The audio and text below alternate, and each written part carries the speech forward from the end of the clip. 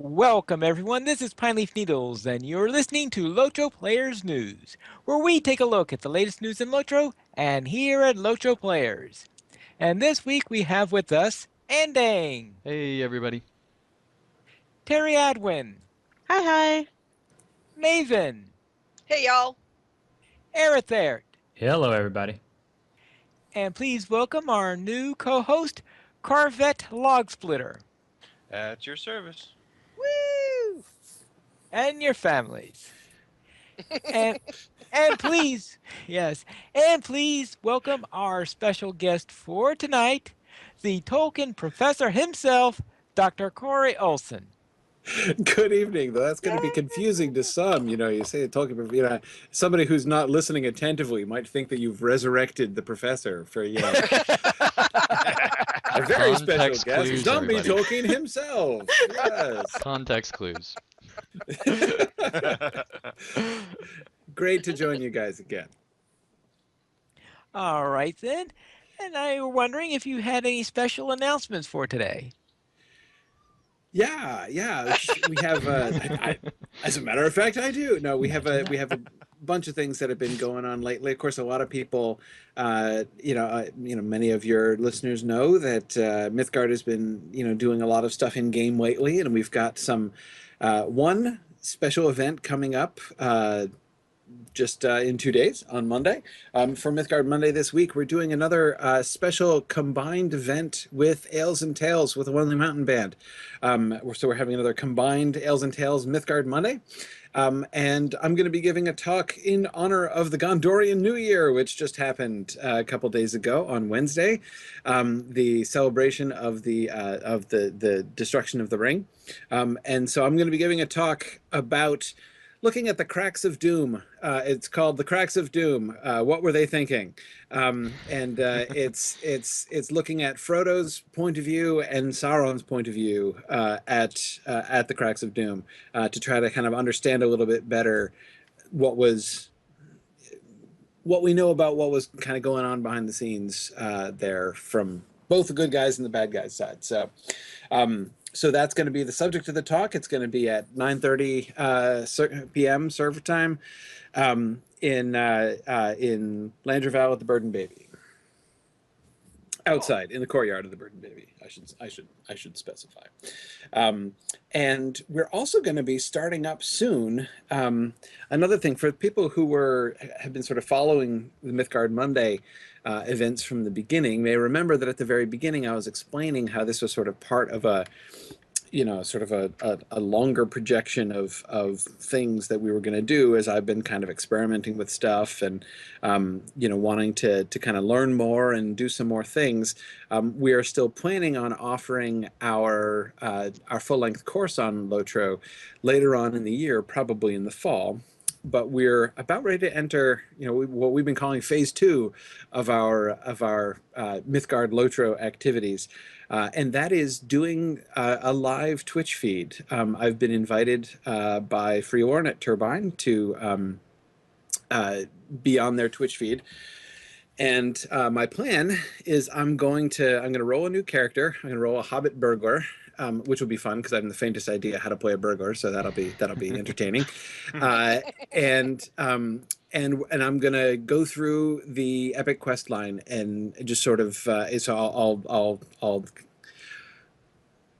I was gonna say, the verb is twitch, right? So I'll just twitch my way through the epic quest line, and do some commentary and discussion, looking at the connections between the storyline that they build in the books, looking at doing some thinking about the independent elements of the storyline that they are building there, looking at the some things about the world and things as we go through. Of course, taking questions from the audience, both related to that particular episode and related to anything you want to chat about the fact that Balrogs manifestly don't have wings while I'm running across the Shire. We can totally do that. So that's going to be fun. We don't have a schedule for that yet, but we'll be announcing that soon. But that should be starting up sometime in the next few weeks here. And we'll make sure we have it posted up on the LOTRO Players site. Yeah. To let folks know. So, yeah, that's going to be exciting. Yeah, that sounds Yeah. awesome. Should be fun. Should be fun. And at Mythgard, in non-Lotro activities, our summer semester classes are opened up this semester. We've got two brand new classes that we've never offered before. Um, One by Dr. Amy Sturgis, a full semester class on the work of H.P. Lovecraft, which a lot of people have been really excited about. This has been one of the most requested classes from our student body for a long time. They've been wanting to do a Lovecraft class, so that should be great fun. And like completely terrifying, but great fun in that kind of way. And I'm going to also be teaching a brand new course, which I have been really wanting to teach for a long time now, and I'm finally going to sort of indulge myself and teach it. And that is a class on Tolkien's poetry. We're going to be looking at Tolkien's poetry from the very early part, like some poetry that he wrote when he was a teenager, all the way up through basically through the Adventures of Tom Bombadil, the collection of poems that he published, when he was like 70.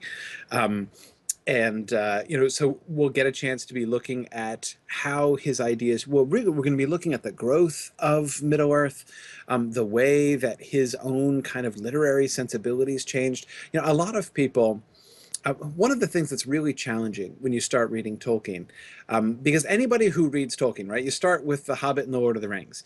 And The Hobbit and The Lord of the Rings, though, represents a pretty big shift in Tolkien's ideas. You've got like 20 to 30, between 20 and 30 years of the development of ideas contained just within the published Hobbit and Lord of the Rings.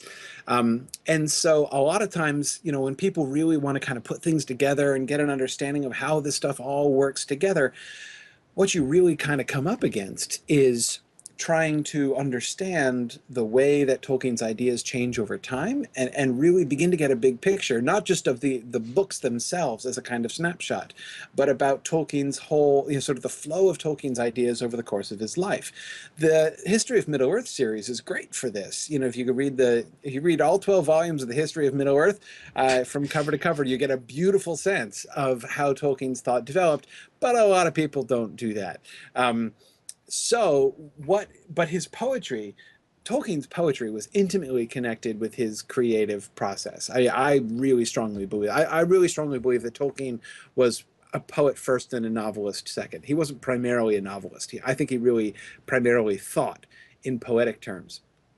And he wrote poetry as part of his creative process all the way through. So what we're going to be doing by looking at this sort of chronological study of Tolkien's poetic writings, mostly his short poems. We're not going to read the long stuff like the Lays of Beleriand and stuff. We just don't have time for that stuff, unfortunately. But we're going to be looking at his short poetry. And so basically by looking at his poetry, you can get a really cool sense of like, where was Tolkien back in the 19 teens, when he was in his, early to mid 20s, right after, when he's in World War I and coming back from World War I. Where's his mind then? What are his fictional worlds like then? What are his relationships with elves and fairies and all these things, his early mythology, all the stuff that was in his mind? How does that come out then? And then we see he goes through this really wild and crazy phase in the 20s where he's writing all this like satirical and really comical stuff. That's where the Man in the Moon poem comes from originally. The Oliphant poem too. Both of them were their original drafts. The Stone Troll, and then we see him, doing The Hobbit and the Lord of the Rings. We'll look at all the poetry from the books and sort of look at it in the context of his how his thoughts are changing and his approach developing over time. Looking back and reconsidering these things later on when we get to the Adventures of Tom Bombadil, seeing him write what are kind of almost like little sequels to things, and really advancing and integrating his poems into his larger mythology as he has it built and everything. It's a really cool but like concise way to look at the whole flow of Tolkien's life and his ideas. It's really kind of a good and fair way, not just like cherry picking bits of his books and stuff, but by looking at his poems, you can get a really cool sense of how his ideas changed over time. So it's going to be it's going to be pretty awesome. I'm really looking forward to it. God, you're going to be twitching and reciting poetry. That's and right. Yeah. I usually My twitch when I recite goodness. poetry. Yeah, that's Me too, actually. yeah. Yeah, it's good. That's All great. right. That sounds interesting. So does that poetry course, since Yeah, Pilate, I've that's right down your alley Yeah. there. right. And it would also be nice getting a nice view of it, since Tolkien wrote quite a variety of styles in his poetry. Oh yeah, yeah. He is so he just doesn't get credit, I think, for how remarkable his poetry is. I mean, his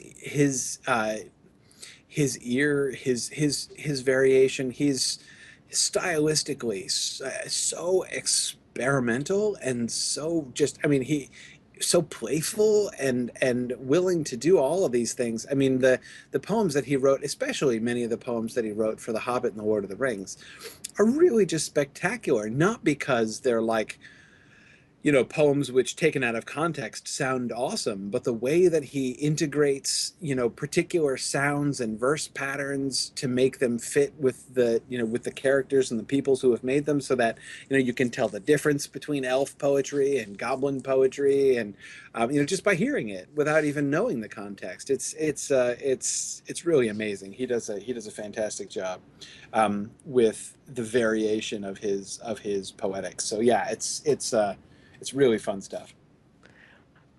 All right, then. Now let's head into our game news then. And our first bit of news is that we have scheduled server downtime on Monday, March 30th. And what's this all about? The LOTRO community manager posted a notice that the servers are going down on Monday. They're expected to be down from 8 a.m. to noon. So, you can always listen to the LOTRO Players News podcast, or maybe you already are.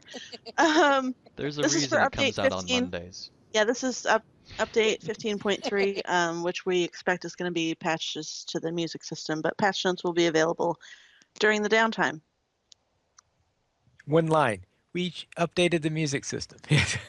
Yeah, it's Yeah, right. basically updating music system. I don't know if they're going to go further in depth than that.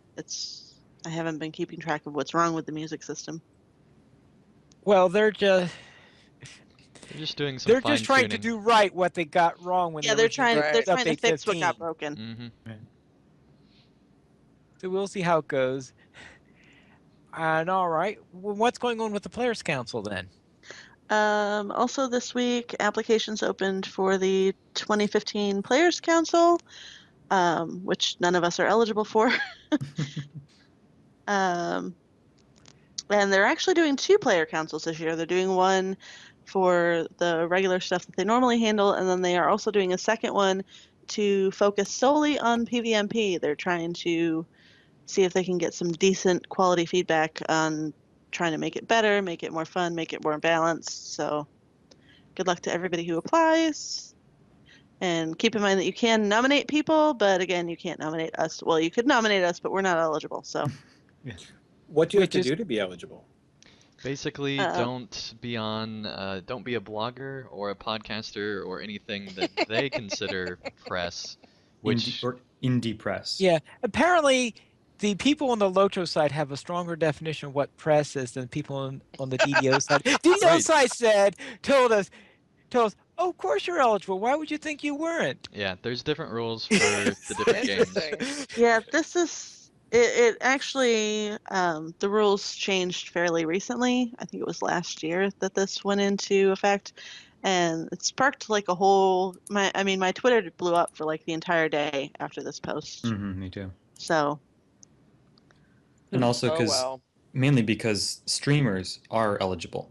yeah, streamers are eligible, including those except for Aerothet, who Mhm. are on the Lotro stream team, which seems a little not I quite.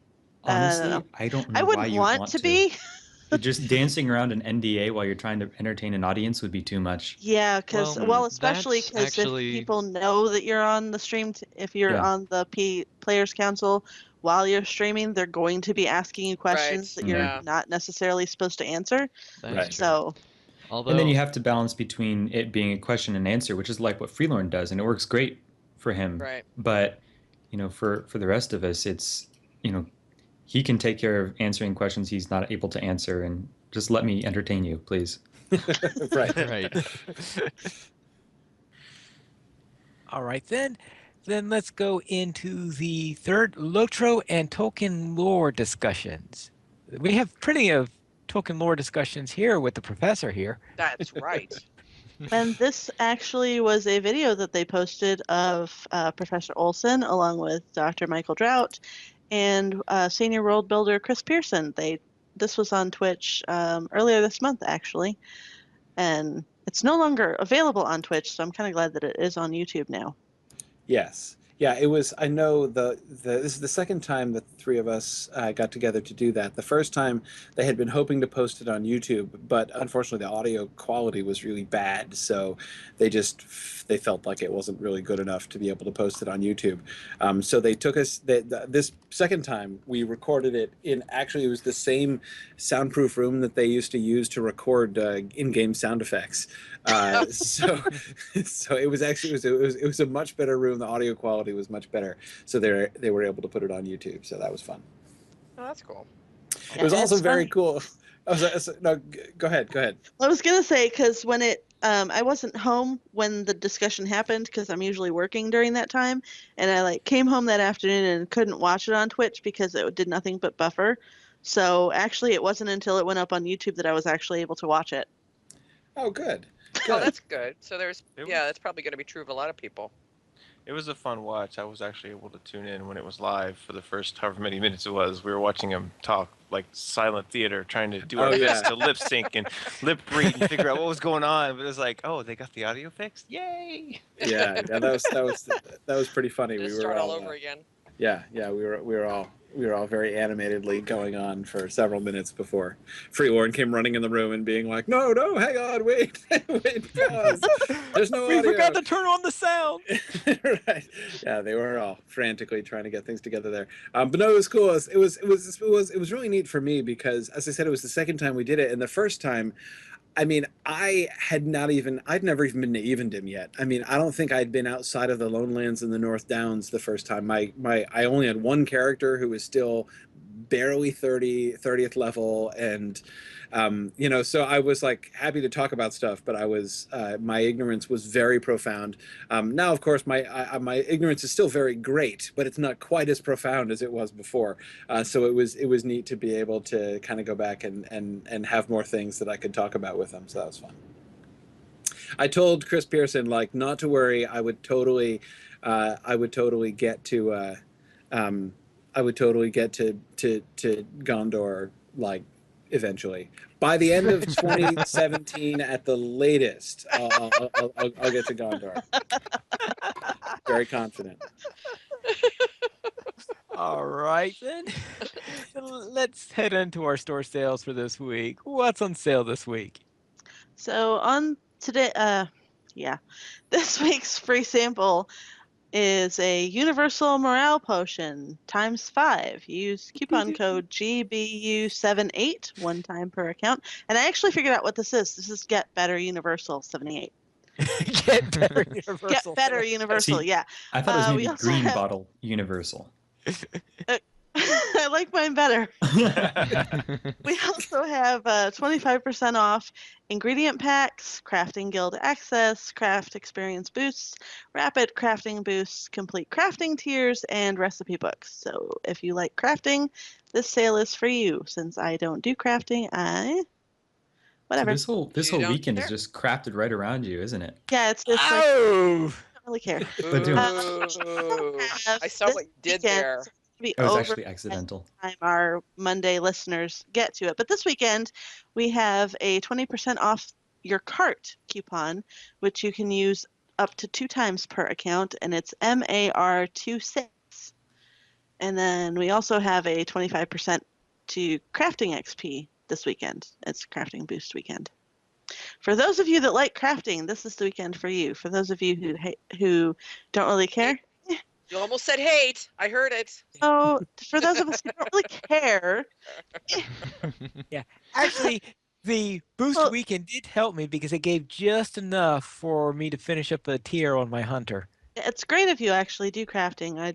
I could care less. All right, I would let's just go. I would Clarify, is that oh. crafting XP boost specifically for the XP to get to the next tier in crafting? It doesn't actually carry over into your character's level crafting? Right. Right. think so. Okay. I would But I just think I like to say misunderstood. you get XP for doing crafting on your character too, so that just there's no extra boost to that XP. Right. Okay. I would just like to say that as we podcast, I do have Lotro in the background processing a stack of 400 leathers. So I'm happy. And I'm actually processing a couple of stacks of emeralds. So Oh, there you yeah. go. I'm almost All done with right. artisan tier. Taylor, I'm happy. We are going to put emerald studs onto this leather. There you There we go. go. Oh, that would be good. Yeah. Yes. Let's go into our site news for now, and we still have the 60-day VIP code. How's that coming along? That's right. Finally, the giveaway is still going on until the 4th of April, I believe. So there's still plenty of time to leave a comment and maybe end up winning 60 days of VIP for free. All right, very well. Then let's go into our weekly poll, where we want to know how many of you have transferred a character to another server. And I presume this means using the transfer system and not using the Pine Leaf transfer system of Of not creating a new transferring? character. Yeah. Yeah, of creating a new character, yeah. So yours is more a character copy than a transfer. Alright, so this poll was interesting because 79%, 178 votes, Wow. said no, they have not ever transferred a character to another server. Wow. That really surprised me. I thought maybe 50% no, but almost 80% is pretty surprising. But it Well, does cost a lot of considering money. how I much they didn't charge count. for it. I didn't count Bull Roar towards this because I put no, but I Right, yeah, have Bull copied Roar my does not character count and 'cause it's just a transferred to copy. Bull Roar. Yeah. Yeah, Yeah, I Borrower think he doesn't was count. talking specifically about people who have put down the monies. Exactly. I am one of those yeses. I brought a character over from Silverload to Landreval, frankly because we felt like we abandoned them. And the only reason I brought that particular character was because it was the character I duo with my wife. We have been doing so since we started 4 years ago, and it was like we had left two old friends. So, And we're glad you moved them over. Hey, They're you know, fun so to we they're fun to run we around brought with. So. Al Carvin and Bellin in over from Awesome. obscurity. For obscurity. And Obscurity. 12% said yes, one character, which is where I fit in. I transferred my champion from Enladris. And 10% with 22 votes said yes, they've actually transferred multiple characters. So one and multiple are pretty close together. I would be interested in seeing what, revisit this poll if and when server transfers go free. Yeah, that was my and plan. see how that changes, because I'm one of the no's because it's really expensive. Even if you get free TP back when it was turbine points to transfer, it was still like prohibitively expensive for me. So I just, rolled something new, It started was from scratch. $25 or $30 in turbine points. Yeah, it's a little outside my price range, but Yeah, that's what's kept me from doing it, honestly. definitely going to be one of those yeses if we get them for free, because I have some characters I could move. I have extra Terrys. I'll just bring all the Terrys to Landreval. That's what I You do. should just randomly move around your characters just because you can. If we can. I wouldn't be surprised if they only offered free transfers for the characters that are on closing servers. Yeah, they still have not yet confirmed or denied that, so. Right. Yeah. I got the impression that it's not going to be free all around. Yeah, Right. I But think which they don't ones- know where the boundary is of where free ends and paid for Well, starts. there is that also. They'll have to decide on that. So let's go into the latest episode of LOTRO Academy, where we took a look into the Misty Mountains. So that was our quest pack review, and we go over what you will find at the Misty Mountains, what our opinions were of it, and did we think it was worth the money to pay for if you're one of those people who are premium and are deciding, should I get this quest pack or not? Yeah, this was a good episode. I really like the description though, where it's like, it's been over a year since our last quest pack review, but guess what? We're back and we're doing it again. All right, and now we also have Lotro highlights, though, from the other side of Eriador, down in the Shire. Yes, that's right, Pineleaf. This is one of my all-time favorite Lotro videos. It showcases the Shire with some amazing music to go along with it, and just the cinematography and just general staging of the shots is really great in this video. And it produces a feeling of the Shire, which not very many other Shire videos for Lotro have done as well as this. So I really love this video. All right, then. And we also have part 37 of the family line, where we see a riddle. And I have an idea of what I have some vague notion as to what the answer is, but the question is, the more specific answer is the bit that I haven't answered yet, but I have a general idea of what the answer is. You lost me. Well, I'm trying not to give spoilers Dance here. around the spoilers, man. Okay. Yes, so I'm trying not to have spoilers in here, but the idea is that they're making a reference to an object, and I got the class of object, but the name of the specific one is the one that I've not yet figured out. Alrighty then. With that, I was leaving an opening for ending just in case he wanted to say anything, but apparently not. So we'll go into our new player question of the week. Yeah, this I kind of have been looking at some of the threads on the Lotra forum and whatnot, and there have been multiple threads or not threads, but comments by folks who were new players saying that they didn't understand when they started playing what bound meant. So when they saw something that's bound, several players actually said that they went forever not changing out their equipment because it said it would bind on equip, and they were afraid they'd have to like live with that piece of equipment for like the rest of the time they were on Lotro. And this was like more than one person, So I thought, maybe we should talk about this a little bit tonight. So there are different kinds of binding of equipment, and I just wanted to throw the topic open for anybody who wants to explain it. Yeah, there's two types of binding of equipment. One is bound to character, and the other one's bound to account. Basically, what that means, the difference is kind of sort of self-explanatory. If it's bound to your character, as soon as you equip it, that means only that character can use it. It doesn't mean that it can use only that piece of equipment forever and ever, amen, but that nobody else can use that. That character can also sell that piece of equipment. Yeah, you can sell it, you can get rid of it, but nobody else can put it on. NPC only. Yeah. You can't sell it to another player. You can't sell it to another player. That's right. It's like a pair of shoes. Like once you put your shoes on or like underwear, you can't give it to Goodwill. It's bound to character. Like you can't give that stuff away. But like Thankfully. Yeah, could you imagine? It's like that. But if you have something that's bound to account, that means that if you have like shared storage or something, any one of your characters can use it. But it's not nobody else can use it, but only your characters can use it. But any of your characters can use it. So if you've got something and it says bound to account, like things from the Hobbit presents, a lot of them are bound to account.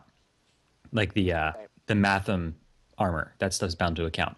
I got a string of Matham armor recently, heavy armor. I have no use for it on my Guardian, so I just stuck it in my vault. Eventually, I'll level a captain or something, and I'll use it when it's relevant. Right. Until then, you can just hang on to it, or I can sell it. Doesn't really matter. But bound to account, any of your characters can use it, but nobody else's characters. Bound to character, that means only that one character can use it. And then the other thing is when you get like a piece of equipment in a drop, say, some of them will say bind on acquire, and some will say bind on equip. If it's bind on acquire, then when you actually put that into your inventory bag, it's bound to your character. If it's bind on equip, that's more likely bind on equip is still going to bind to whatever character equips it, but it doesn't have to be the character that acquires it. Did I explain that clearly? Yeah. Yes. Yeah. Yes, and that means it could be sold after it's acquired, but before someone equips it. Before you equip it. Yeah. Right. Right. Yeah. To sold to another player or whatever, or used by another character. Yeah.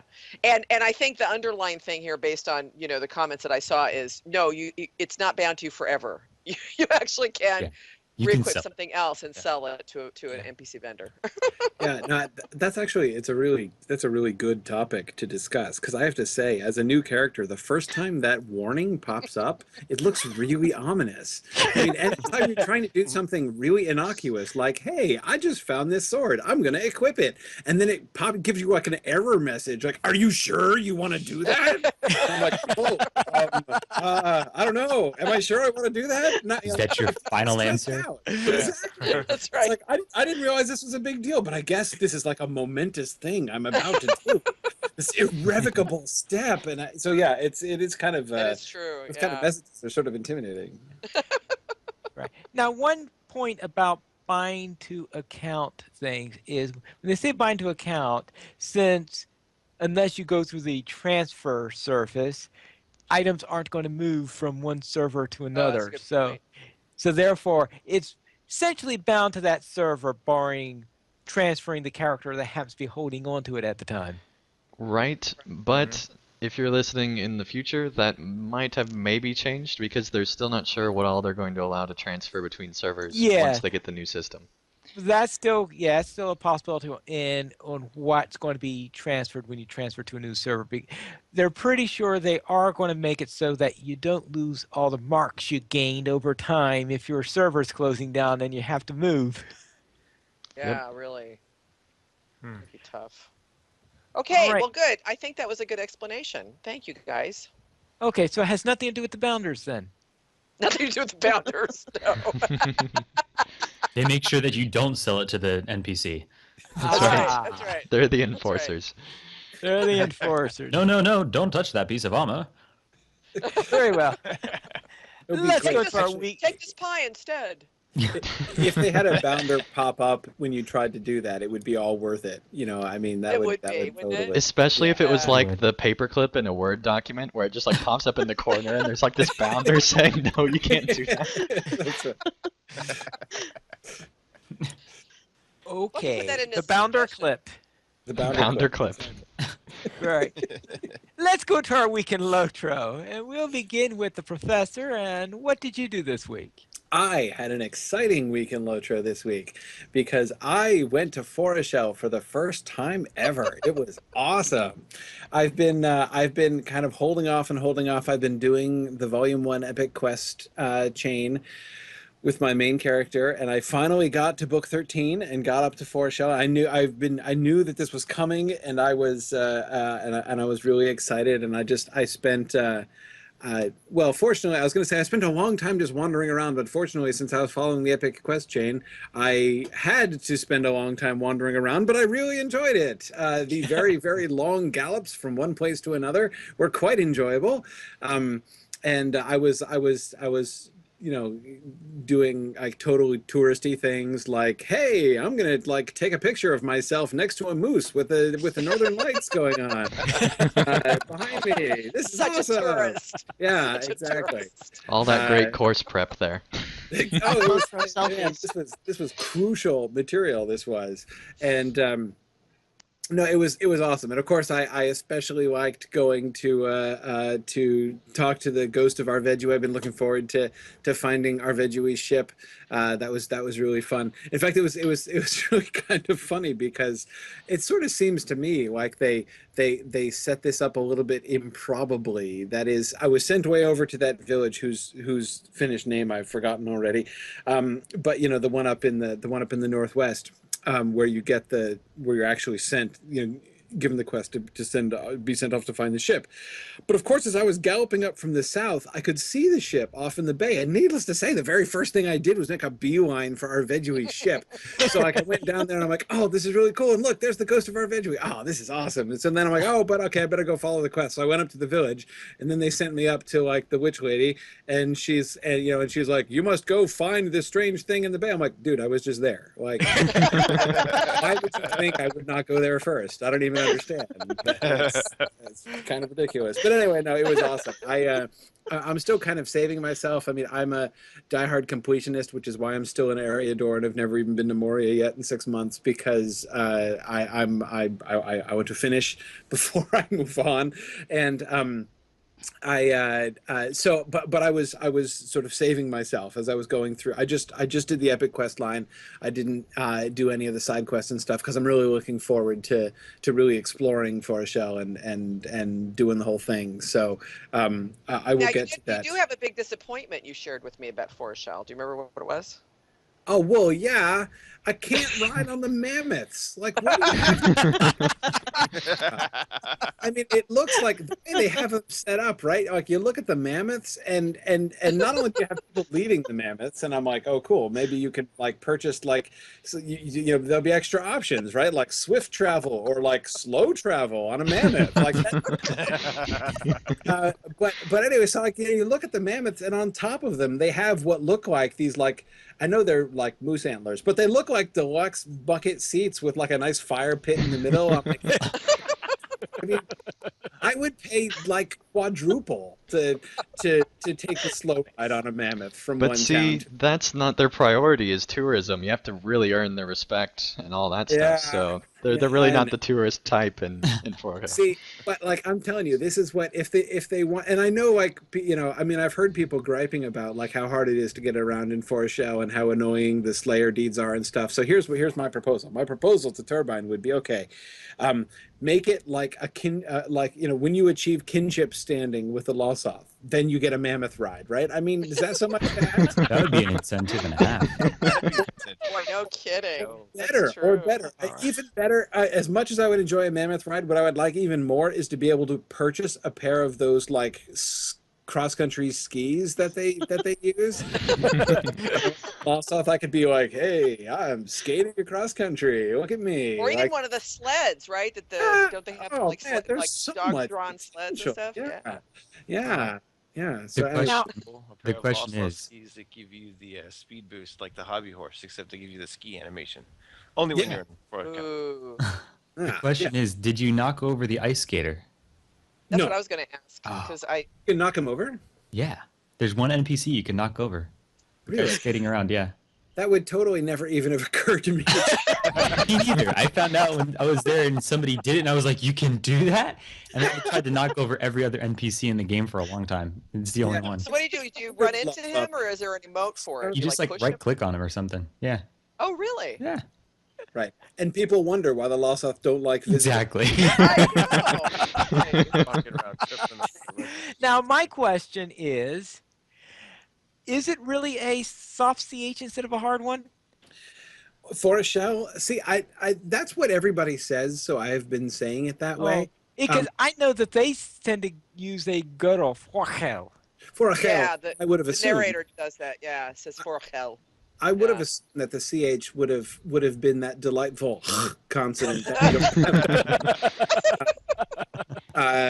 so yeah, but I mean, everybody in games says for a shell, so that's what I've It's been just saying. so much Oh, more okay. friendly to say for a shell, isn't it? It's just a nicer sound. And yeah, I mean, if you say for a hell a lot, you end up having to like clean off your monitor face. Well, But, see, I'm questing in the epic in that area right now on my Bjorning series yeah, on yeah. YouTube, and so therefore, yes, I have been having to say that several times, and yes, that little Yeah. Yeah, no, that's good. I mean, Yeah. when I get to that part of the epic series, I'm going to have to decide whether I'm going to like, you know, be conformist or hardcore. But I would think that the correct pronunciation Or would you be can do like Dave and you and I did with Thrain. You know, Thrain, Thrain. just You do know, it just do it differently every differently. time. Just do Yeah, it exactly. That's right. Yeah, For that's the a- record, that that's good confused the living daylights out of me when you guys did that. Yeah. I was like, I don't even know what's right anymore. Yeah, well, I mean, I genuinely believe the evidence to be conflicting, and it's made more complicated by the fact that, like Tolkien himself, in his own private pronunciations, doesn't actually follow his own rules consistently. Mhm. I mean, so like people who get all like Uppity. sort of, yeah, well, Uppity. sort of purist about the pronunciation guidelines he gives. It's like, yeah, well, it'd be nice if he abided by those, on a consistent basis, which he doesn't. Yes, So, yeah, yeah, it's very common for English speaking people to butcher up foreign words. So, right. That's Exactly. true. That's Exactly. true. Yeah, no, I mean, I really, and this, for me, it's all about like the accent marks that I find confusing. yeah. Like in every other case, when you have the accent over the first letter in a two-letter combination, like glowin, for instance, with the accent over the O, it's the accent is there in order to tell you to break that up into two syllables, like that it's supposed to be two different sounds. So, the accent is over the O in glowin to prevent you from saying gloin, or worse, his father groin. But so in order to keep you from saying that, he puts the accent over the O. Well, he does that over the A. So, like, yeah, you can look at AI and say, well, AI is supposed to be pronounced I, like dine. Yeah, sure, you can make an argument for that. But he puts the accent over the A, like above glowing. So, and it's very clear that he meant the other ones to be Right. pronounced.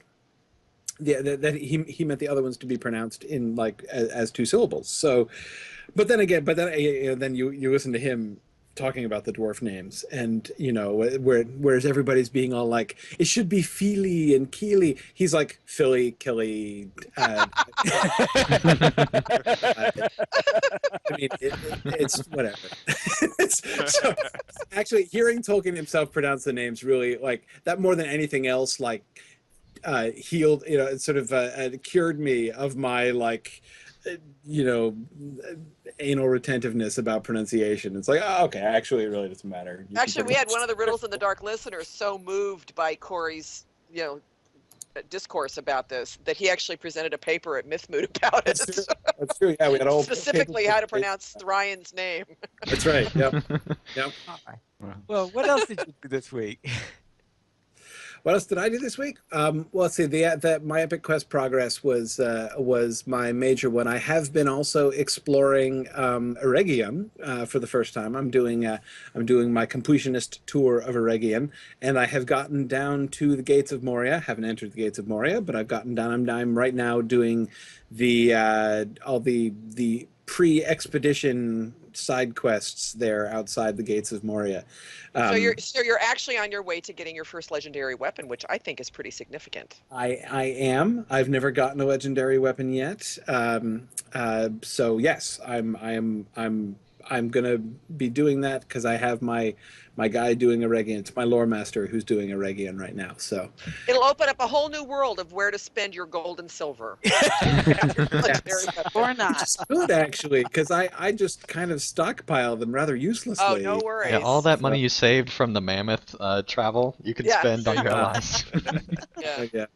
It would be. I would give it all for a Mammoth ride. Anything Yeah. else? Yeah, no, that's been pretty much it. It's been Eregion and For All Hell for me this week. So, I heard a rumor about Twitch though. oh yeah, Oh, you yeah, I Twitched am. for the first I, time, I, I yeah. did Twitch for the first time this week. Yeah, I mean, not that I've never ever Twitched before. No. But I did. I installed. And I set up a Twitch account and installed stuff and got everything working. Because I was practicing for doing the Twitch broadcasts. I wanted to pretend like I knew what I was doing when it was time to do the thing with Turbine. So, yes, I might be doing some. Kind of low-key Twitch broadcasting of some of my, later my book 13 and 14 Epic Quest stuff later this week, possibly. Just to practice, huh? Yeah, just to kind of make sure I know what I'm doing. And what's the link we can find you at for that? That's a good question. I think Guardian, it was isn't it? Mythguardian. Yeah, Twitch Mythguardian. /Mythguardian. So that's MyThGardian. Not Guard. Gard. GAR, like the Norse version. Yeah, Got so just like the Mythgard Institute. Yeah, it's always, you could tell, when like when I'm talking to like a reporter or something, and they're all like, Mythgard, that's Guard, and I'm like, what a noob. No, it's not Guard. God, I didn't think about that. Wigand is a Mythguardian in both senses of the word, in both spellings. Exactly. He is a Wow. Mythgard. Yeah, yeah, You exactly. spell it like Isengard, so Guard. Whap. All right, Maven, what did you do this week? Well, are we saying goodbye to Corey now? Oh yeah, I'm gonna. Are you I should. going? I'm gonna say goodbye. I might. I might be able to be back, but just in case I'm not, I wanted to thank you guys for having me, and I will look forward to talking to you guys again soon. Yeah, thanks for coming on. Thank you very So much. long. No problem. Bye. See you Monday. Yep. All right, you were saying Pine Leaf? Oh yes. What did you do this week? What did I do this week? I had a great NPC experience and a bad NPC experience. So the first NPC, the good NPC experience, I went to take down the nasty stone giant who I call Redrum, but that's not really his name. Why not add a little Stephen King into the game, right? Right. Nurzum. And so, I went in with the NPCs, we were battling, and I was fighting all of the ads and whatnot, and everything was going great. And then all of a sudden, I drew his aggro, and he clubbed me, and I was gone. I was dead. So, and then I res way out of town. So I got to get on my horse, ride all the way through town, all the way back up to the hall, run down the hall, click on the guy, go in, and I'm like, oh, cool, okay, they're fighting. So I go in, and I mean, literally, like 2 seconds after I get in there, they kill the guy. So the NPCs like killed the guy for me, and I'm like, thanks, dudes, and I get credit for it and stuff. Woohoo! So that was great.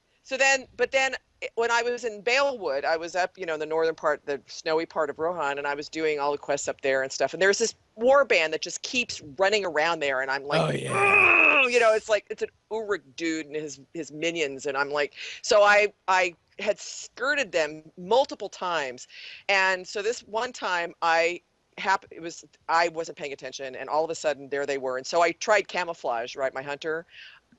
It didn't work. I mean, I was right in their path, for heaven's sake. So they saw me, and I mean, they're beating me, and I mean, there's just no way. So I've been like, okay, I'm dead.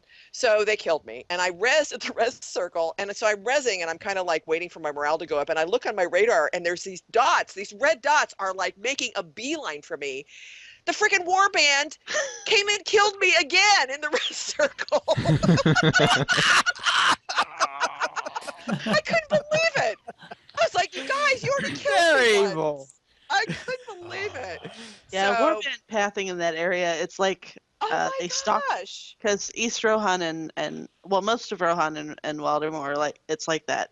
I felt like very, like even on my champion, I can take on a warband, right? No, so No, it would pop up and I'd hit decline, and I'd like see it like coming toward me anyway. I'm like, seriously?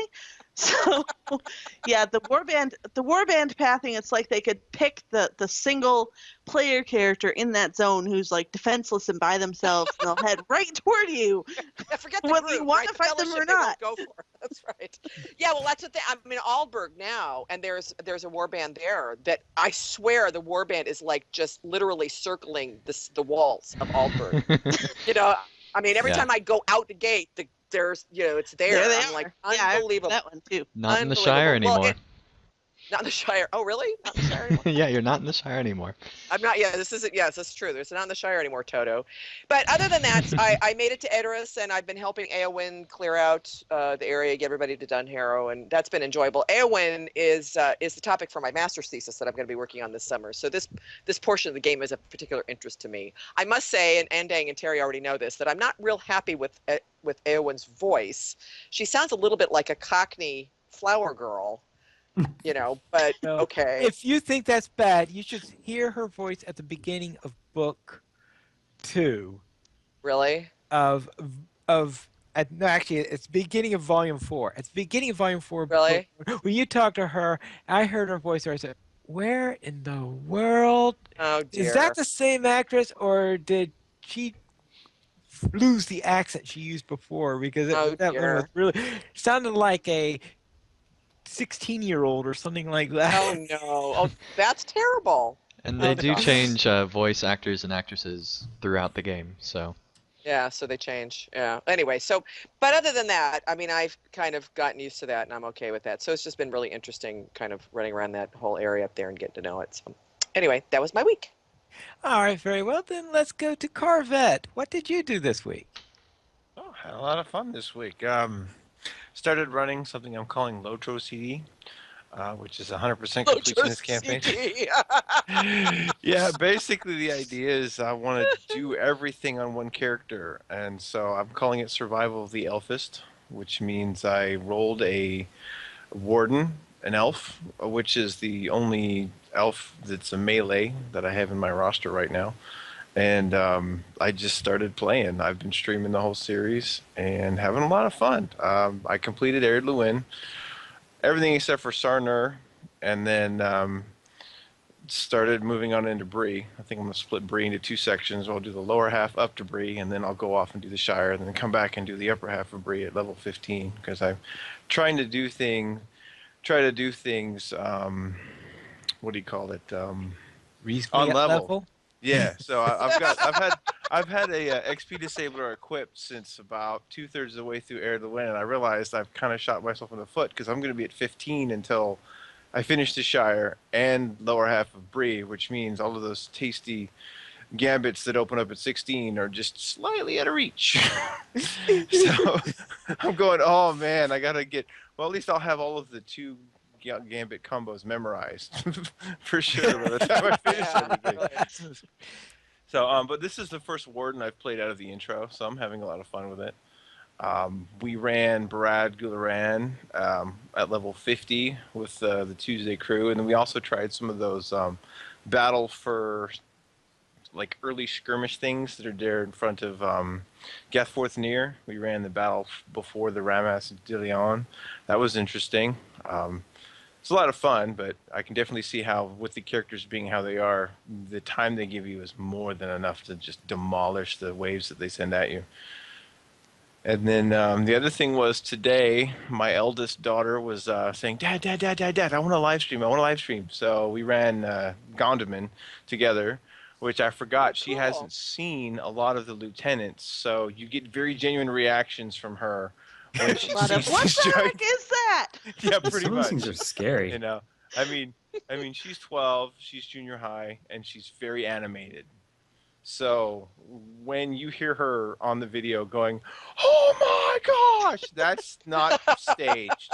That's just how she is. Like at the end when she sees the Drake, she's almost coming out of her seat. So How funny. I was like, "Wow!" So That's that kind of was. cool though, because if you've run it a bunch of times, you get kind of like, Yeah, jaded I was almost, kind of so jaded. I'm it's like, fun, all right, yeah. it's a troll guy, it's a this guy, it's a giant, Yeah, it's a yeah. Hulk pounder, it's a whatever, and she's like, what is that thing? Like it's just a grim, just shoot it, And so, and at one point she's like, I need help. I'm like, you're a guardian, just hit it with your sword, But I purposely, because she doesn't pay attention to anything like tool tips. Half the time, she's more concerned about how her character looks. So I was like, Oh, I get that. You're a yellow line guardian. Here's the two-handed sword I just made you. I just crafted you the best armor I could get for your character. Your skirmish soldier is a healer with complete healing focus. So let's just go and let's go and kill stuff, and you'll probably And she not was die. higher level than you, wasn't she? Oh yeah. I was running on my level 21 Runekeeper, and she was on her 25 guard. So I was like, yeah, we'll just run it and have some fun. So she doesn't pay attention to any of that stuff. So I was like, all right, she's having fun. She's like, yeah, I'm awesome. There you are, kid. Love it. Let's do it. So All that was right. fun. Okay then, Aerothair, what did you do? Lunch again. We had this past week. We had Withy Windle and Crick Hollow, and Withy Windle got a new third place time at an hour 31 minutes, and Crick Hollow again illustrated that they're not quite as easy as you might think, and so they had a death. They're gonna finish it again later when they can get more people. That's kind of been a rough part. Is that I found people don't know about it on the servers and stuff. So if y'all want to tell everybody on your servers that it's coming, do it. This coming week, we're going to be actually doing, on April 1st, is Laurelin and Brandywine. So I should probably say that here. But yeah, that's been kind of a hard part, is getting everybody to show up. We've had, 1, 2, and then it kind of picks up more escorts as they like, what the heck is a chicken doing out here? And then we get to pick up a few more people as we go along. But The people in Brandywine, though, they might assume it's a April Fool's joke and not show up. I have no idea. Oh, yeah. They Yeah, might. no, we got a few people that are like, yes, we're on Brandywine and we're coming. No, but that's the thing is I found like the thread is buried in the forums now, and it's people just don't know about it, which is kind of rough, kind of a rough thing. But we're gonna keep doing it. We got another one next week. Laurelin and Brandywine, yay! And then I leveled my minstrel to 42 today, which was a lot of fun, and got the bolster our courage trait, which makes it a group heal, which makes healing way easier. Um, it's like a night and day difference. Because before people are like, you just spam bolster, you'll be fine, it'll be great. I'm like, no, it doesn't quite work because then there's more than one person that needs healing, and so just bouncing back and forth between people. Now it's just basically I could go AFK, carry the keyboard with me, and just spam Alt 1 and heal people. Um, so it's a lot easier healing now. So we did. I ran a few instances today and did some healing. Like did Eorbar's peak and How'd that that bit. go, by the way? Yeah, we Becca and I ended up dying, and then Vano became in on his hunter. It was a little over leveled, and we finished it up pretty handily. And then I ran like an icy crevasse and a couple other things. So that was fun. And then this week I've been creeping a lot. I'm almost ranked 9 on my warg. I'm like 17k infamy away. I pulled myself away from like these weirdly epic raid versus raid fights to start the podcast here. So it was interesting. But yeah, I've been creeping a lot. All right then. Now this week, I was part of a concert with Lily Kate's group, the Buggins' Bands, where we visited Belegir, which is one of the German servers, and there we gave a real nice concert there. They had a warm-up concert for us, and then we went on and say about an hour 10, hour 20 minutes, somewhere around that range. And we were very well received there, despite the fact that there's little that went on there that I could understand since it was all in German. And this was part of our tour where we are touring each of the servers, one server a month. And next month is going to be Crick Hollow, and we'll be doing them on April 25th. And I think there are some other events that are at our usual slot, so we're probably going to be a little bit earlier than usual. Normally we start at 2 o'clock, but I think we'll be starting around 1 o'clock probably on Crick Hollow, since I think there's a special event going on there at the same time, and we don't want to conflict with that. We'll also be, let's see, what else did I do? Oh, yes, my captain. My captain ran the first start of Central Gondor, the area where you're going against the Oathbreakers, where you have to eventually go into this cave with them. And getting to that cave is one of the biggest pain things to solo in Central Gondor, because you're facing at least two of these Oathbreakers at a time. They're very tightly packed, and just to make it more fun, they have a respawn rate of about 1 minute. And by the Yeah. time, yeah, and by the time you, and before you could finish off the next one, the others popped back up. And since you were positioning yourself not to accidentally grab the next group, the original group then comes in and has, so you're in this constant thing where you're constantly in combat because you can't shake them off and kill them all at the same time. See, that's actually great when you play a champion, because I went through it with no problem. I was pulling like 2 or 3 groups at a time and going, yeah, this is awesome. Oh, hey, more Oathbreakers. And then I finally got bored and went into the cave. Yeah. I mean, Well, to me, when I didn't find it to be that difficult when I went through it on my champion and Terry's red line. So it was like, oh, this is cool. This is lots of fun. Lots of Oathbreakers. All right, I'm done. On with the story. yeah, but since you have to go there, do the quest, get to the orcs, kill the orcs, and go through there, then go back, then get the quest for going through the cave. The second time I went by that area, I just ran by there, went into the cave, and didn't bother Yeah. fighting them. Yeah, because I had like Oathbreakered myself out the first time. I was like, all right, I'm not fighting you guys again. Yeah. All right. After that, then I also participated in Mythgard Monday, where we ran Thievery and Mischief. That was fun. right? Yeah, it was. And for a number of people there, that was their first time, I think, in doing that in the six-player version, where we have to worry about Rose and her heals, and Yes. that's where What was things that get was our motto was kill Rose first. kill Rose, Kill kill Rose Kill Rose, Rose first. kill first. Rose. Yeah.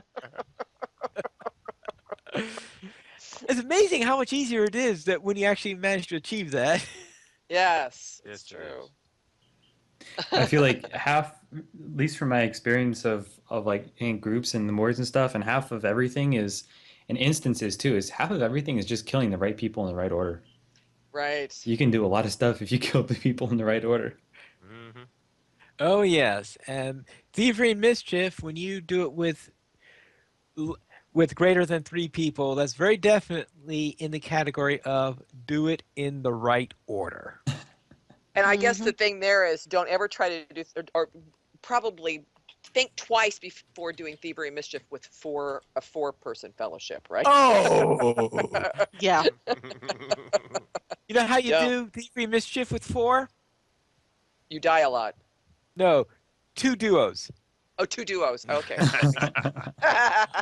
Makes sense. Hey, let's go to Terry Adwin. What did you do this week?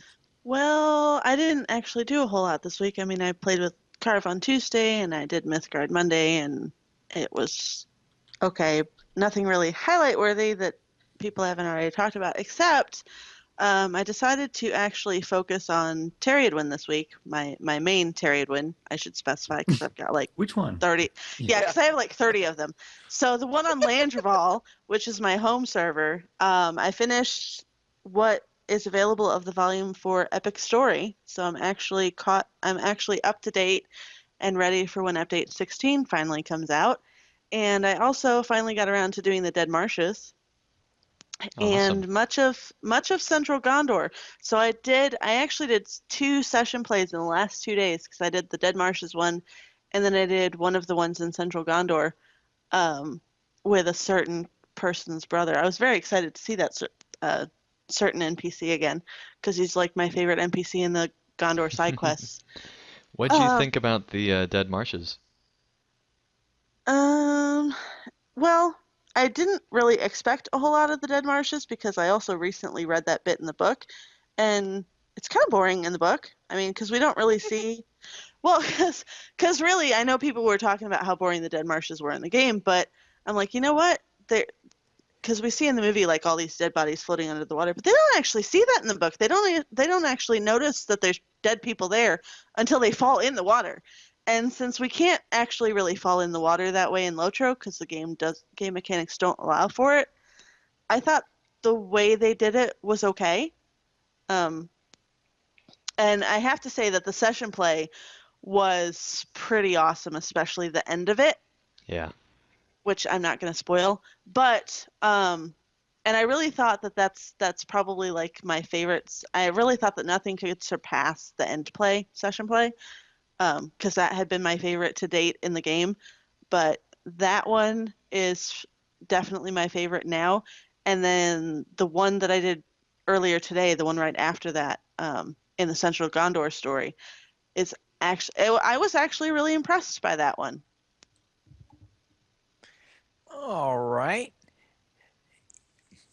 Thank you very much for all that. And thank you very much for what you did this week. So let's go into the news beyond Lotro, where Coursera Lotro course starts in April 27th. And what in the world is that? Well, Pineleaf, you should know because we've talked about this in years past. This is once again the Coursera LOTRO course is being offered for anyone who wants to actually learn about the relationship between the Lord of the Rings Online, the books, and also even the films. And basically, they go through certain areas. They're mostly staying, though, level 20 and under. So it's mostly focused on the early areas of Lotro. And if you want to learn about those, this is a good class to do so. And it is apparently supposed to be free this year, at least if you're going to be auditing it. So that's pretty exciting. Now, my question is, though, is if it's going to be concentrating on the lower levels, then why is it showing a chicken run through the high moors? I think that that's kind of like the beta ending event for the course, where they get to do Nice. where they get to do whatever they want. Um, but yeah, Well, they have LOTRO, or they have Coursera alumni, because this is actually at least their third one. And they have kinships and stuff that are dedicated to this. So they do have higher level players that can do escort duty. exactly. And my question on this is, I know Professor Corey Olson mentioned that they're going to be doing a Mythgard course kind of similar to this. How is that similar, different? What? Like is I don't know if The Maven can answer Coursera that. one compares not because I actually audited some of it last year and ended up not finishing the audit, but they don't just do LOTRO, they actually do talk about additional um, Right. outside. They talk about other games also in the actual coursework, so they'll like do you'll see a video and you'll do like a comparison study type thing, and they talk about other literature and things. Right. It's a Just much LOTRO, lighter it's a yeah, it's a much much lighter lighter approach. Lotro, yeah. Got it. It's LOTRO light. Lotro light. Very well, let's head into our skirmish of the week. And this week, our topic is going to the pros and cons of Moria. So we'll begin by talking about what our format will be this week. And Andane, could you please describe that? Yes, I can, Pineleaf. Basically, after feedback from some of our co-hosts, we decided that the debate was getting a little bit too heated, a little bit too stressful to prepare for each week. And so instead, we're going to try this week. We might return to the debates if this doesn't work. So we would really appreciate your feedback on this week's skirmish in particular. But basically, we're just going to have people championing, and yes, I did use that term, Arathert. You can't take away my class. Um, Say, basically, people talking about the pros and cons of a specific part, and so, like for example, this episode, Pineleaf will be talking about the pros of Moria. And so he will basically start out saying like these are the pros of it, and then once he's done, anyone else can add any other pros that they think of as well.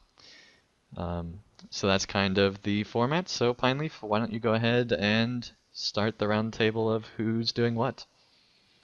Very well. And now we're talking about the pros of how the books represent Moria. And when we talk about Moria, you have the setup as being the first part of it, where Gandalf is reminding us of this area, but Aragorn is telling us he is afraid of going in that area. Here we have Aragorn, who's being shown to be very brave and very resourceful, and he is scared to go in this place. He feels that there is something wrong is going to happen in there. And they build it up that way. Then as you approach Moria, it's dangerous just getting to the door. Then you go into utter darkness. And this darkness, and all you hear little sounds here and there as if you're in a cave, little sounds, and you get the description all the way through. And it's virtually impossible to represent this in any other format simply because you can't do total darkness in a video game or in a movie because that would be very boring. But you can describe what they're going through in the book and get the real feel of what Moria is like, this claustrophobic you're feeling because you have this darkness pressing into you as you go through there. So, Terry, what do you think are the cons? Well, my big con about Moria in the books is that there's not enough of Moria in the books. I mean, really, it's kind of a footnote. Um, Footnote. it sort of is. They're in there for not a whole long time, and again, it's total darkness, so obviously there's not going to be a whole lot of description. But we don't really we don't get to grasp really why everybody's so afraid of it. Even the representation of the Balrog, really, we don't understand what the Balrog is. So yeah, that's really the only con that I could come up with. Wait, isn't something that you don't understand something that can be even more terrifying? It can be, and it's also I'm not saying that the books are bad in any way. I'm just saying that I would have liked to see a little bit more description. All right then. My only May con is that because keep in mind we are allowing each other to add right. to Okay. the stuff. My only con is that the Balrog's really small. If you look at the actual Yeah, size, if you look in the any actual other depiction, the Balrog's actually really big, but it's only supposed to be like what 9 feet tall or something. yeah, its actual description in the book is pretty. Pretty It low key. doesn't really doesn't really convey the terror that I feel it's supposed to convey. And the power, yeah. Yeah. I'll tell you what, I actually reread this earlier, and the thing about the books that kind of struck me about the Balrog is Legolas drops his arrow in mid draw when he sees this thing. Now, we all know that Legolas is awesome. So, for Legolas, Right. he's like, I'm going to shoot me an orc. Oh my Elabreath. What is that? I mean, just the idea that he freezes up in mid draw, that kind of made me go, whoa, the Balrog is nasty. Yeah. I think I would Yes. kind of agree with Terry on this. Is that I was looking at it and it's like he really doesn't. I mean, for all of Tolkien's love of description, intense love of description, he really doesn't do a lot for Moria, all things considered. Well, I just And considering the In the Fellowship of the Ring, he does in other places, but in yeah the no, Fellowship of the he Ring, he does some fantastic descriptions later on. It's yeah almost like he's sort of getting his authorial legs in the first book. And I'll tell you what really made me think that we could have seen more of Moria in the books. It's like when they're going through and he's describing the various places that they get to. The one place that I like knew that I had been there was the Chamber of the Crossroads. I got to that one and I read that description. I was like, oh hey, I've been there. I went down that well. you threw That was like yourself the down the only place well. that felt familiar.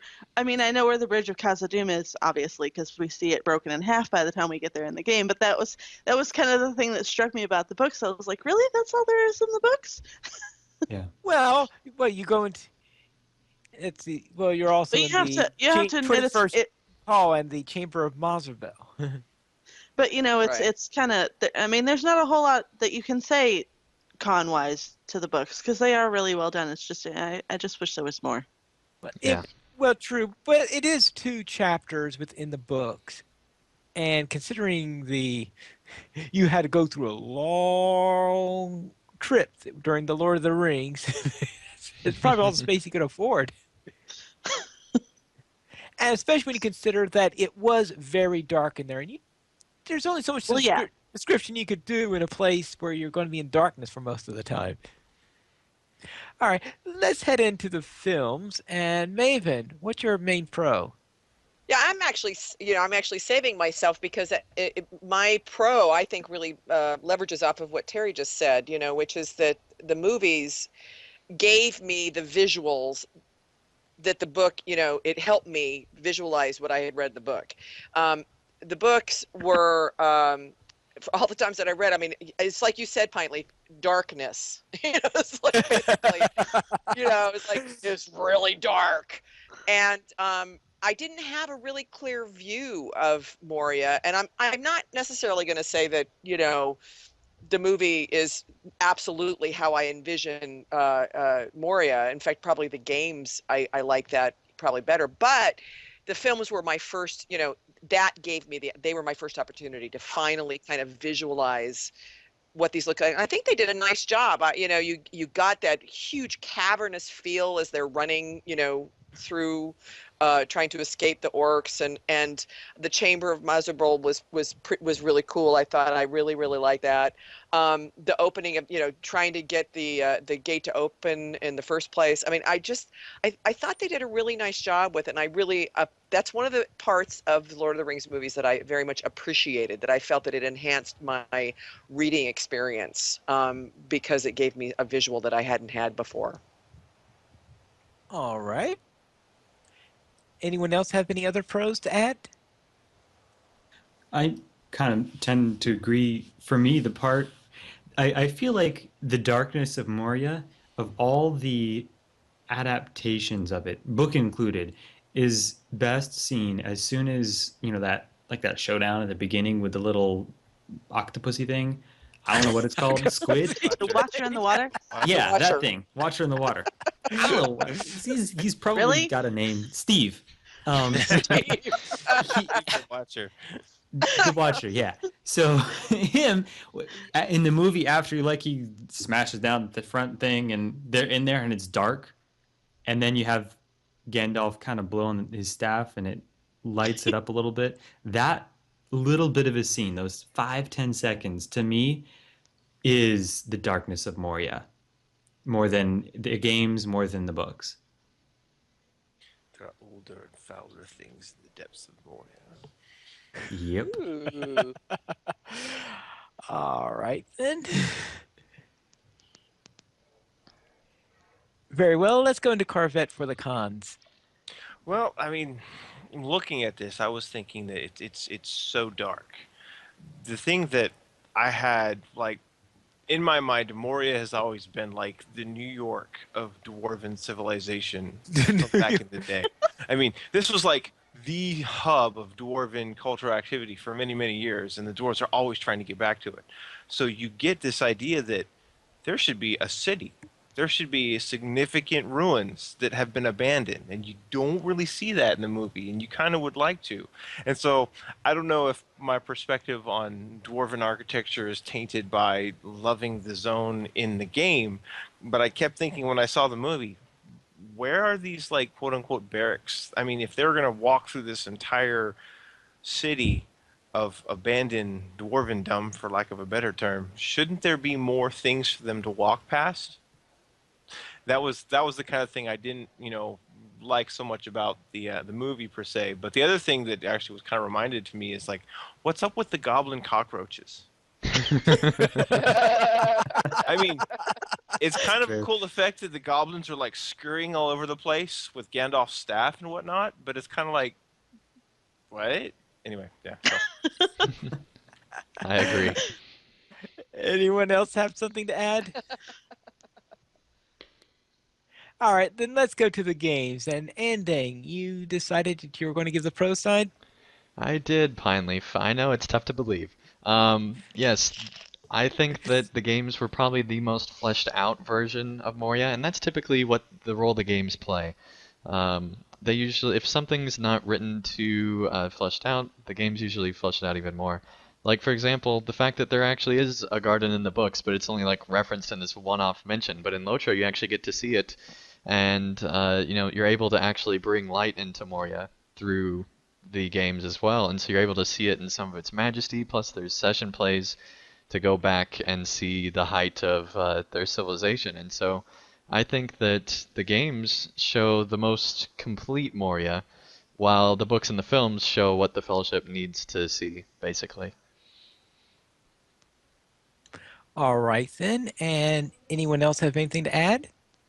I just want to say that those are some fast-moving dwarves because you help them out at the doorway, and by the time you load into the zone, they're all over the place. We dwarves are natural sprinters. Very distant. Very dangerous over They've had short time to set up- distances. They've had time to not only set up like the barracks and the shops and the smithies and whatnot, they've had time for bedbugs to get into their bedding. Yeah. That's true. That's true. Tells you a lot about their hygiene.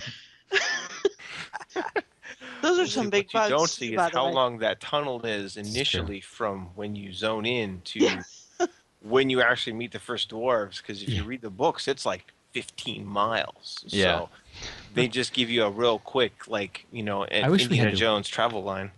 I wish we had to I wish that the entrance to Moria was longer, because I feel like it's just you're there.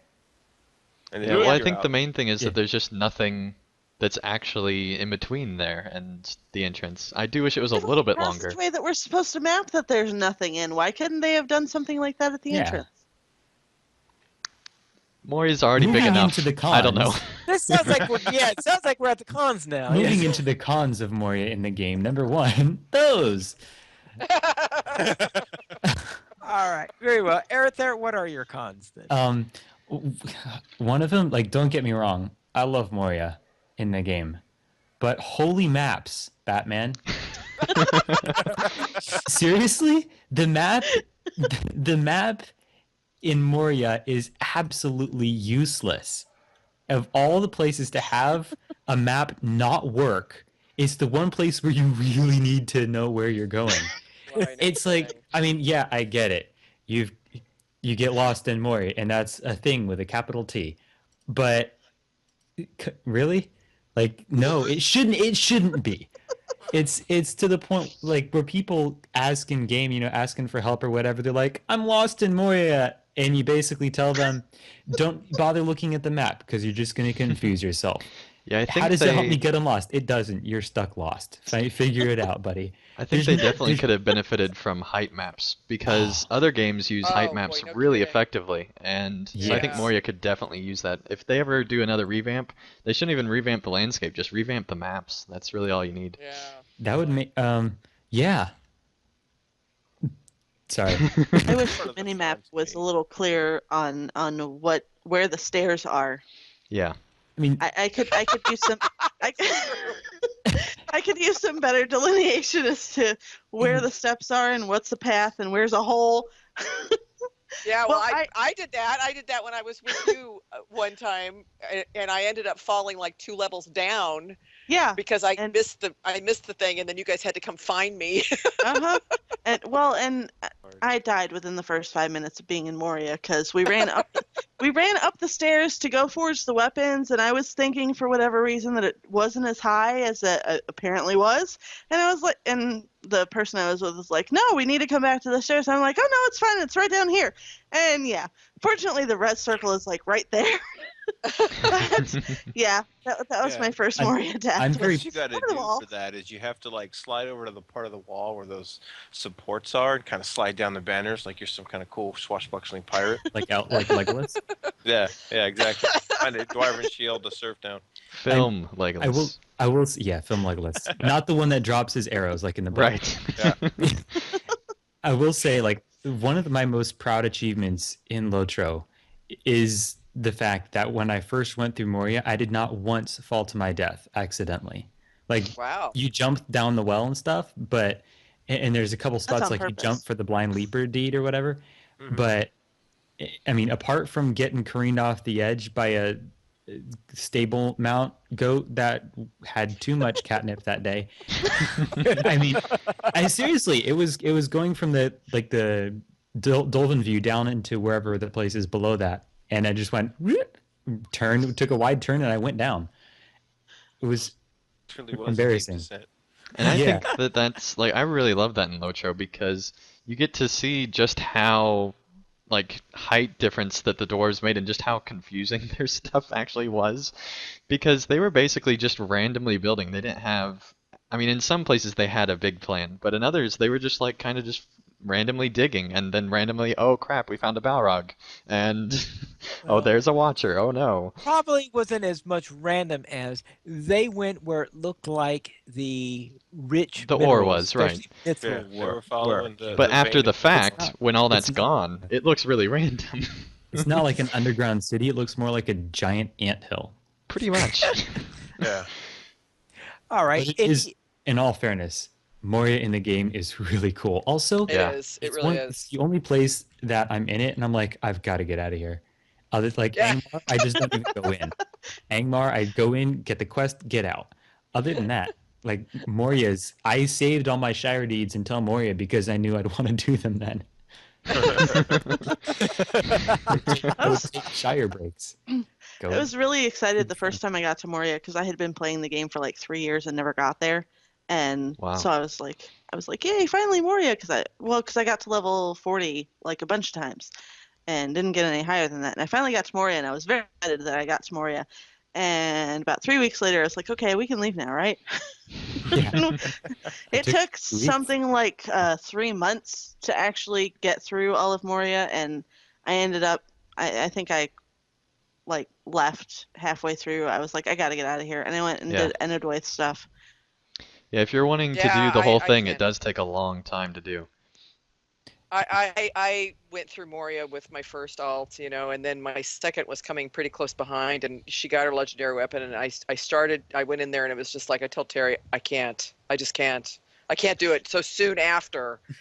So I'm taking her to Region instead, But the thing is, the main reason it just frustrated me is what Arether just said.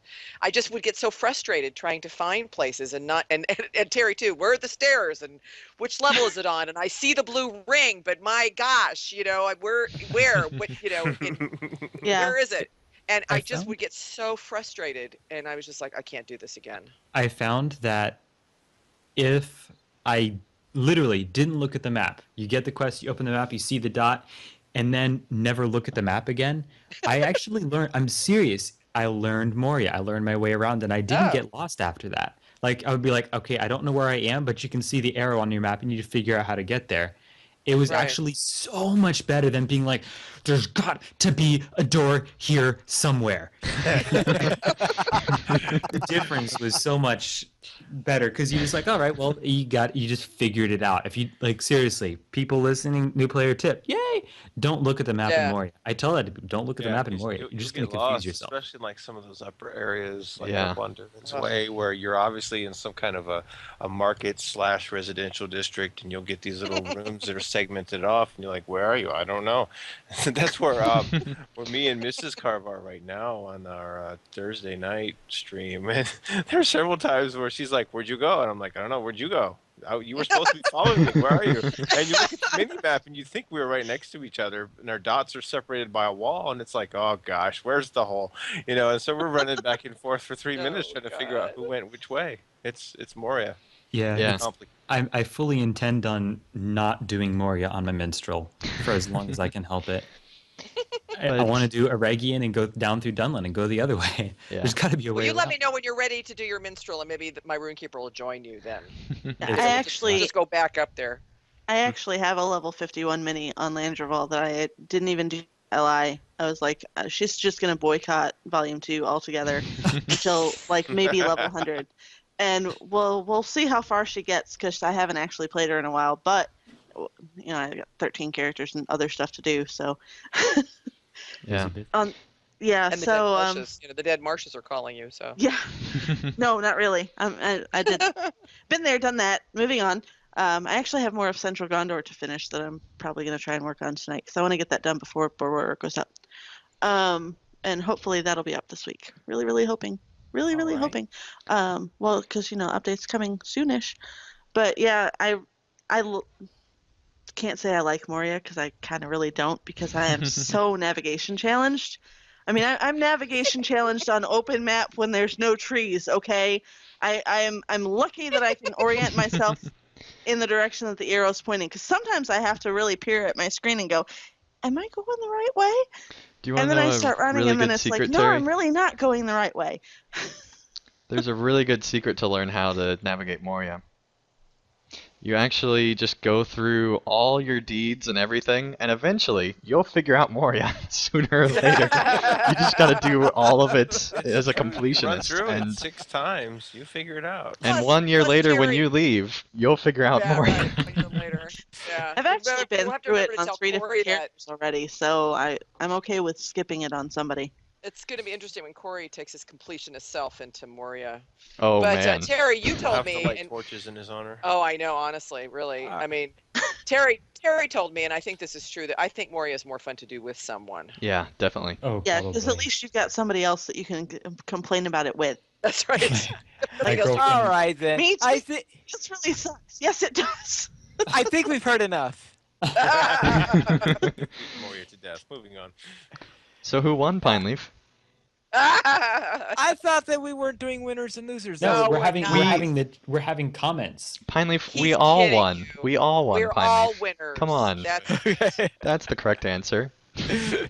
Also, Barnabas in the chat brought up an interesting point that I wanted to go back to. Moria is over 10,000 years old. Yeah. So that said, thumbs up to the LOTRO guys because it kind of really feels like it's that old Mhm. when you walk through And it. I Yeah. think that that's why it's so painting. complicated because it's like all the versions of Rome plus cities before Rome all together Yeah. in like one spot, basically.